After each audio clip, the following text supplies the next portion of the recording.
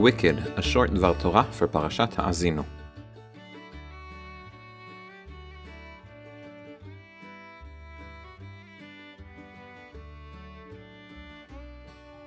Every so often, I actually pay attention to what I'm reading, and then usually a deep shock ensues. For example, this week I read Unkelus' translation of the passage Am naval velo chacham, as read dozens of times before, and sirens began blasting in my head. What? Really? The cries of anguish and dismay erupted because according to Unkelus, the definition of a wicked people is a people who accepted the Torah. If you are not shaking your head in bemused disbelief, allow me to rephrase what I've just said. Unlike the translation attributed to Yehonatan, who translate Am naval velo chacham as a people who were foolish and accepted the Torah and did not become wise, Unkelus translates as a people who received the Torah and did not wisen, meaning according to Unkelus, receiving the Torah itself is an act of wickedness. We'll get back to that. We saw that according to the translation attributed to Yehonatan, the meaning of the word naval is foolish, which makes some kind of sense with the double structure in which Parashat Haazinu is built when it comes paired with the phrase and not wise. Rashi interprets the verse based on what the elders of the Negev answered Alexander Mokdon in Masechet Tamid. Who is wise? He who predicts the future. According to Rashi, a naval is worse than someone who is not wise.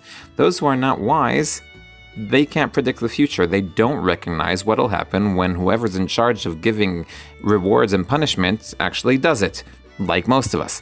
The wicked one doesn't remember what has already happened, which is great marketing for history lessons. Ibn Ezra explains it a bit differently. The difference between the naval and the unwise is their actions.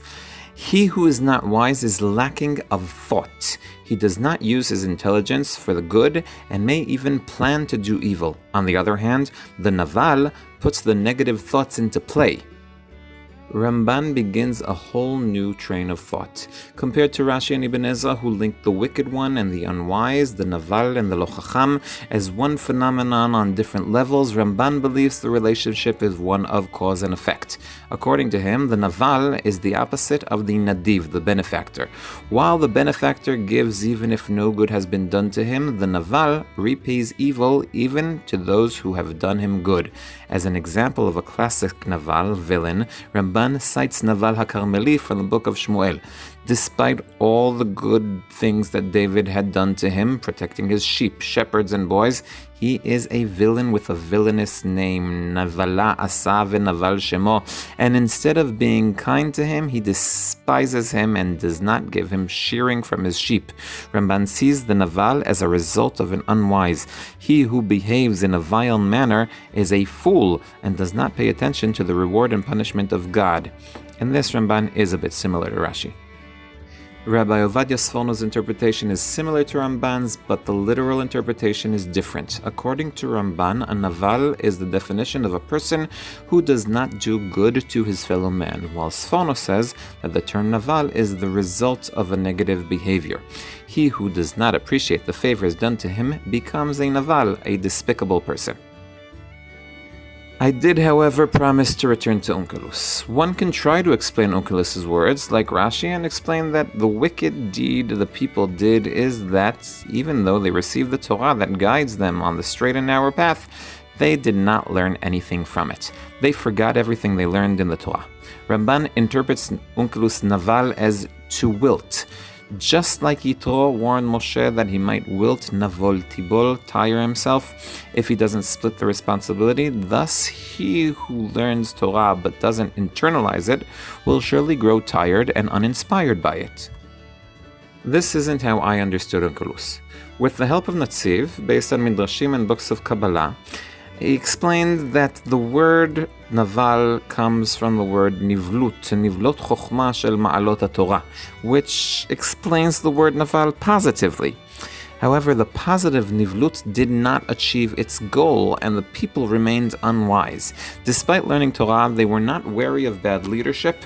Great Torah scholars would label their peers as tzdokim or isiyim, spreading more disunity, more machloket, and finally the destruction of Bet HaMikdash from the actual learning of Torah.